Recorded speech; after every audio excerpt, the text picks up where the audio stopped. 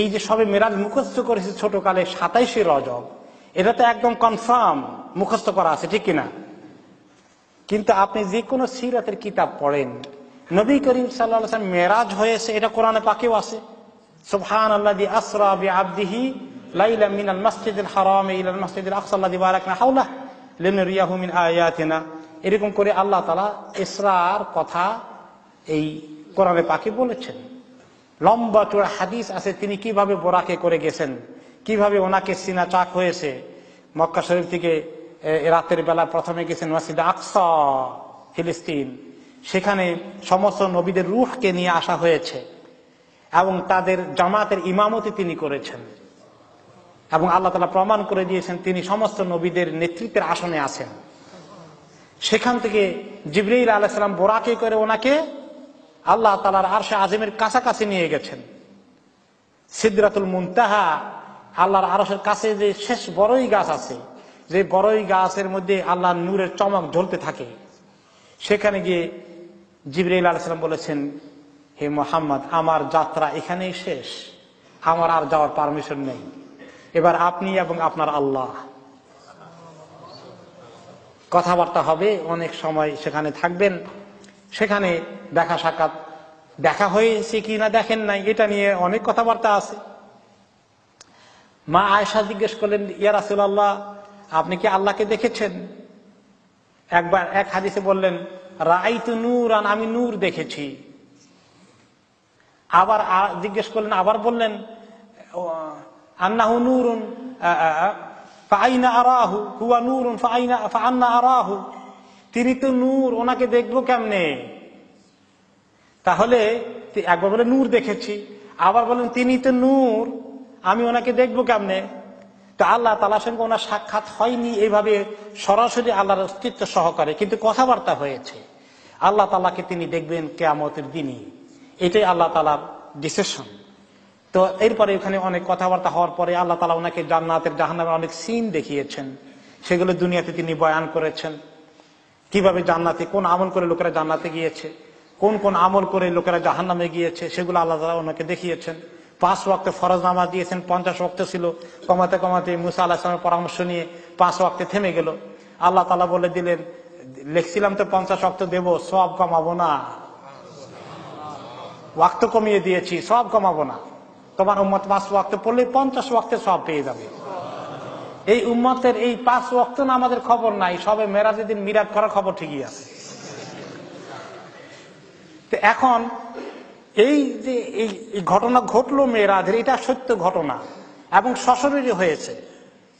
উনি শুধু রুহানি ভাবে ওনার মেরাজ হয়নি, শারীরিক ভাবেই ঘটেছে এবং এত কুইক হয়েছে। তিনি যে বিছনা থেকে উঠে গিয়েছিলেন, বিছনাটা তখনও ঠান্ডা হয়ে যায়নি। ঘুরে আসার পরে যে পানি দিয়ে ওযু করেছিলেন, ওযুর পানি তখনও গড়াচ্ছে, মুহূর্তের ভিতরে চলে আসছেন। কিন্তু দীর্ঘ সময় আল্লাহ তাআলার কাছে কাটিয়েছেন। সেখানে এত সময় কাটানো হলো, কিন্তু জমিনের মধ্যে এত কয়েক ক্ষণ মাত্র, এটা কিভাবে সম্ভব হলো সেটা আপনার আমার ক্ষমতার বাইরে বোঝা। এত উপরে আল্লাহ তাআলা মানুষকে কিভাবে নিয়ে গেলেন সেটাও আল্লাহ তাআলার এত দ্রুত গতিতে এত দূরত্ব পৌঁছে যাওয়া, এটা আল্লাহ তাআলার কুদরতের পক্ষেই সম্ভব হয়েছে। এইগুলো সত্য ঘটনা। এখন বলুন, এই ঘটনাটা কয় তারিখে হয়েছে? 27শে রজব। একটা মাত্র ইতিহাসের অপিনিয়ন আছে, সাহাবারা এক একজন এক এক দিনের বয়ান করেছেন। বেশ কয়েকটা বর্ণনা এসেছে কোন তারিখে সবে মেরাজ হয়। আপনি যদি আর রাহিকুল মাখতুম সিরাতের গ্রন্থটা আছে যে, ওইখানে পড়ে দেখেন, কার মনে আছে সবে মেরাজ উপলক্ষে কয়টা মতামত সেখানে উল্লেখ করেছেন তিনি? 6টা মত। যে কেউ বলেছেন রমাদান মাসে হয়েছে, কেউ বলেছেন রবিউল আউয়াল মাসে হয়েছে, কেউ বলেছেন রজব মাসে হয়েছে। সাহাবীরা দিনটাও জানেন না কোন দিন হয়েছে, রমজানে বলছে বললাম। তো এতে কি বোঝা গেল সাহাবীরা দিন মুখস্থ করে ওই দিন আমল করেছেন, এরকম মনে হয় আপনাদের কাছে? ওনারা যদি দিন তারিখটা বলার ক্ষেত্রে নিশ্চয় করে বলতে পারছেন না, কনফার্ম না, তাহলে তো বোঝা গেল এই দিনটা ওনারা এভাবে হিসাব করেননি এবং এই দিনে ওনারা বিশেষ কোনো আমল করেননি। কোনো প্রমাণ পাওয়া যায় নাই। নবী করিম সাল্লাল্লাহু আলাইহি ওয়াসাল্লাম বলেছেন যে মেরাজের রাতে তোমরা এই আমল করো, এই সওয়াব হবে, কোনো সহিহ হাদিস নাই। যদি কিছু থাকে সব বানোয়াট, মানুষের বানানো মিথ্যা হাদিস।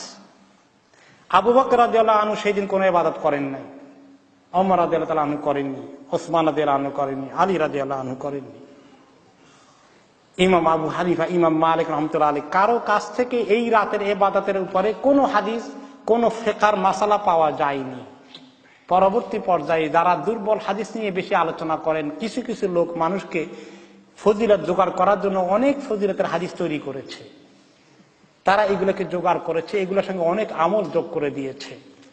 কোরআন হাদিসে এইরকম খাস কোন আমল সবে মেরাজ উপলক্ষে নেই। তবে আজকে রাত্র, গত রাত্রে, আগামীকাল রাত্রে, প্রত্যেক রাত্রে ইবাদত করা জায়েজ আছে না নাই? জায়েজ আছে, ইবাদত করবেন, জায়েজ আছে।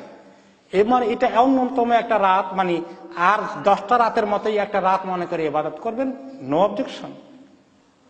কিন্তু এই রাত, আজকেই রাতে মেরাজ ঘটেছে, এটা বিশ্বাস করার, ফিক্স করার কোন সুযোগ যেমন ঐতিহাসিক ভাবে নাই, কোনো প্রমাণ নেই, ঠিক তেমনি এই রাতের কোনো খাস ইবাদতের ব্যাপারে কোনো সহিহ হাদিসে একটি আমলও পাওয়া যাচ্ছে না।